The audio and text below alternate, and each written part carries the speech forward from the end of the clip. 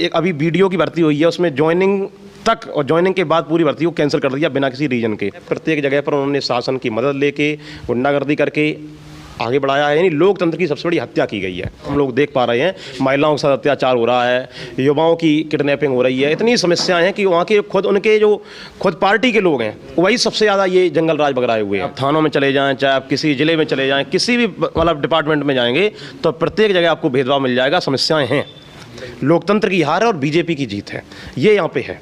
बहुजन century देख रहे हैं आप, मैं विकास सिंह बौद्ध।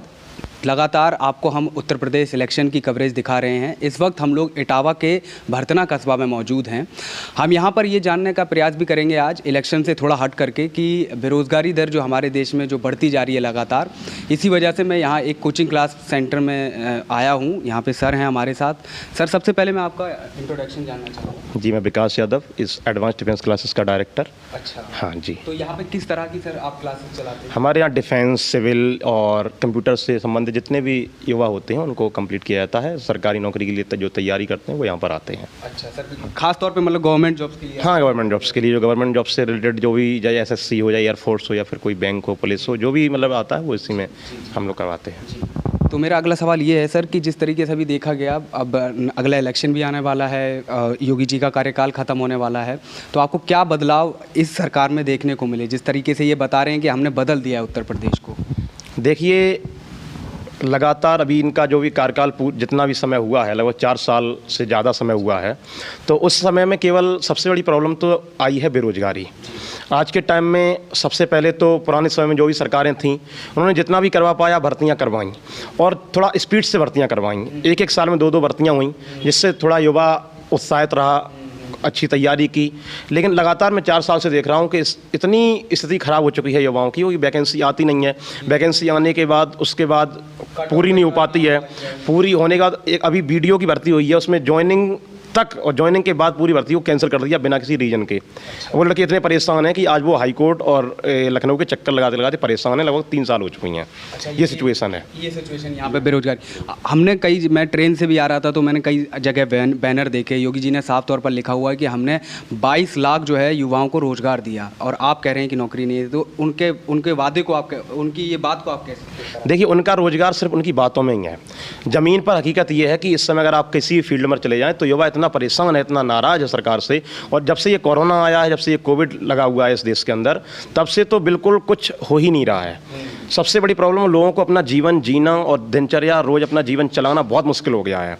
युवा इतना परेशान है कि वो कोई वैकेंसी आती है उसमें लाखों फॉर्म गिर जाते हैं, और कोई वैकेंसी पूरी नहीं होती है, और उसको अगर पूरी करवाने की कोशिश भी होती है तो इतना ज़्यादा भ्रष्टाचार भर्तियों में करवा रखा है कि वो उसमें जातिवाद, उसमें भी इतना किसी वर्ग को ज़्यादा बढ़त देना, किसी को कम देना, मतलब को बहुत भेदभाव हो रहा है सरकार के अंदर। भेदभाव, आप जाति के तौर पर भेदभाव हो रहा है? बिल्कुल, जातिगत भी भेदभाव हो रहा है। चाहे आप थानों में चले जाएं, चाहे आप किसी ज़िले में चले जाएं, किसी भी मतलब डिपार्टमेंट में जाएंगे तो प्रत्येक जगह आपको भेदभाव मिल जाएगा। समस्याएं हैं लोगों के बीच में, बहुत ज़्यादा समस्याएं हैं। बिल्कुल बिल्कुल। अब क्या इस सरकार से पहले ऐसा ही था या इस सरकार में? नहीं, पिछले सरकार में जब समाजवादी सरकार थी तो उस समय आदरणीय अध्यक्ष जी ने, अखिलेश यादव जी ने, उन्होंने लैपटॉप वितरण योजना की, तो उन्होंने किसी भी जाति को नहीं देखा, किसी धर्म को नहीं देखा। उन्होंने प्रत्येक व्यक्ति को, सभी को बराबर रूप में लैपटॉप, जो भी उनको पास सुविधाएं थीं उसको दिया, या जो भी सड़कें बनवाई, या फिर जो भी उन्होंने बेरोजगारी भत्ता दिया, या फिर जो महिला पेंशन थी वो प्रत्येक व्यक्ति को दिया, किसी जाति को नहीं देख के दिया। लेकिन इस सरकार में सब कुछ हो रहा है।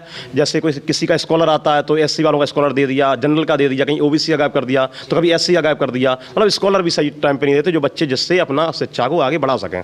देखा गया कि कई बार योगी जी ने ताना भी बन रहा है, ये तो परिवार बात कर रहे हैं अखिलेश यादव जी, और इन्होंने कुछ विकास किया नहीं है। तो आपको क्या लगता है कि ये आने वाले चुनाव में अखिलेश यादव जी कुछ कर पाएंगे? देखिए, समाजवाद ही अपने आप में एक परिवार है।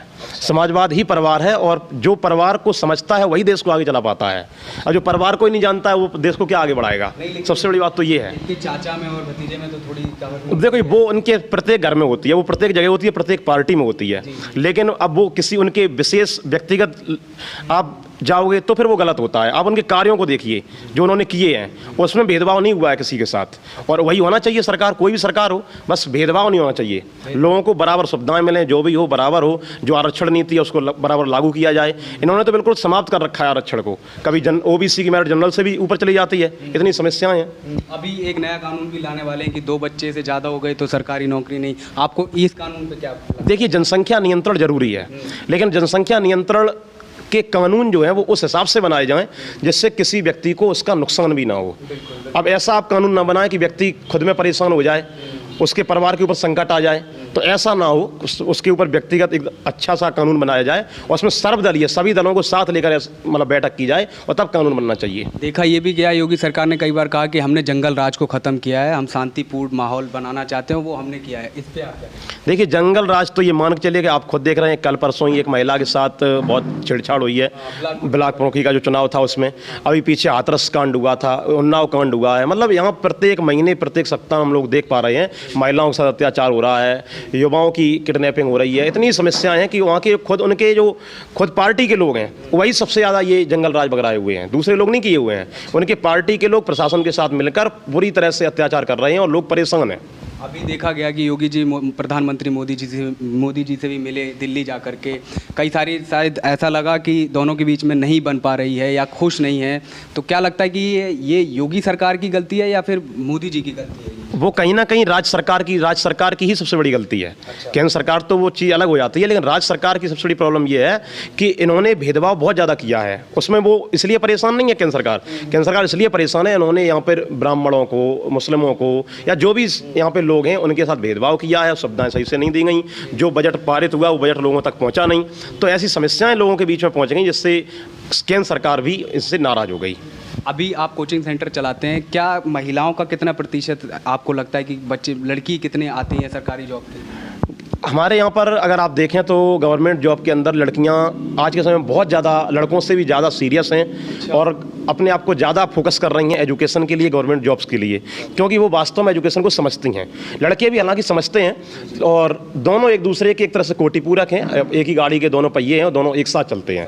हाँ, हाल में सर देखा गया कि ब्लॉक प्रमुख के चुनाव थे, उसमें भी जातिवाद कहीं ना कहीं सामने आया है। जिस तरीके से आपने महिला की अभी बात कही, क्योंकि वो भी ब्लॉक प्रमुख का चुनाव लड़ रही थी, तो क्या इनको निचली जाति से समस्या लगती है? नहीं, उनको देखिए ऐसा है, उन्होंने शुरू से इस चीज़ को ठान रखा है कि वो अपने जो उनसे संबंधित लोग हैं उनको आगे बढ़ाएंगे। अरे उनके खुद के डिपार्टमेंट में जो उप मुख्यमंत्री है उनको इतना सम्मान नहीं मिल पा रहा है जो उस डिपार्टमेंट के हैं। जैसे आप केशव प्रसाद मौर्य हैं, उनको कहाँ पे बिठा रखा है, उनके कितने कार्य हैं, वो खुद उनसे एक दूसरे में ही ज़्यादा समस्याएं हैं। वही हाल ब्लॉक प्रमुख के चुनाव में भी हुआ है, प्रत्येक जगह पर उन्होंने शासन की मदद लेके गुंडागर्दी करके आगे बढ़ाया है, यानी लोकतंत्र की सबसे बड़ी हत्या की गई है। वहीं मोदी जी के ट्वीट को देखा जाए, मोदी जी ने बहुत बढ़िया ट्वीट किया और उन्होंने कहा कि सबको बधाई हो, बीजेपी ने एक बहुत बड़ी जीत हासिल की है। उन्होंने कहीं भी जिक्र नहीं किया कि किसी महिला के साथ बदसलूकी हुई या कहीं गोली चली, जो कि साफ तौर पर देखा गया, वीडियो सभी ने देखी, इटावा एसपी सिटी को भी मारा गया। तो इस पर क्या कहेंगे आप कि हमेशा प्रधानमंत्री चुप्पी क्यों साधे हैं? ये वो जानते हैं भाई, वो जानते हैं कि अगर हम कुछ नहीं कहेंगे तो हमारे जो देश होगा, वो जो मीडिया होगी या जो भी लोग होंगे, वो कहीं ना कहीं उस चीज़ को उछाल देंगे। तो वो ऐसा एक तीर पहले से फेंक देते हैं जिससे लोगों के बीच में ऐसी कोई अफवाह ना फैले जिससे लोग भड़कें। और ये बीजेपी की तो जीत है, लेकिन लोकतंत्र की सबसे बड़ी हार है। लोकतंत्र की हार है और बीजेपी की जीत है, ये यहाँ पे है। आपको क्या लगता है लोकतंत्र को लेकर के कौन सी पार्टी आगे चले? देखिए, इस समय सबसे पहले उत्तर प्रदेश के अंदर सिर्फ एक ही विकल्प है, समाजवाद। समाजवादी पार्टी ही लोकतंत्र को बचा के हमेशा चली है और हमेशा चलेगी, और लोकतंत्र को वास्तव में कैसे काम किया जाता है ये करके दिखाया है, और आगे भी हमारी पार्टी इस चीज़ को दिखाएगी, हम लोगों के बीच में जाएगी। हाँ, आपको ये उम्मीद लगती बिल्कुल, है? बिल्कुल, पूरी उम्मीद है। बिल्कुल, बहुत बहुत धन्यवाद सर हमसे बात करने के लिए।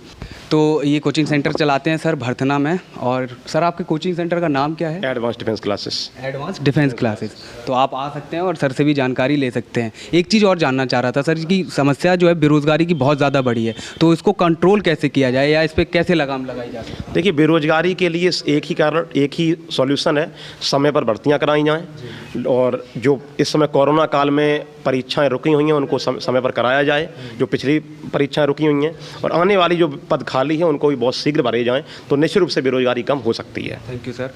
तो हमने बात की और काफ़ी तमाम सारी हमें जानकारी मिली, और यहाँ पर मसला ये हो रहा है, जिस तरीके से देखा जा रहा है, योगी जी टीवी में आप देख रहे होंगे प्रचार, लेकिन ज़मीनी हकीकत पे वो सारी सच्चाई कहीं ना कहीं झूठी साबित हुई है, खोखले दावे साबित हुए हैं। और आपने अभी जो ब्लॉक प्रमुख के चुनाव हुए उसमें आपने देख ही लिया है, अब जो उत्तर प्रदेश का जो चुनाव होने वाला है तो उसमें भी आप देखेंगे कि क्या क्या घटनाएँ घटेंगी। और लेटेस्ट न्यूज़ देखने के लिए आप हमारे चैनल से जुड़े रहें। धन्यवाद।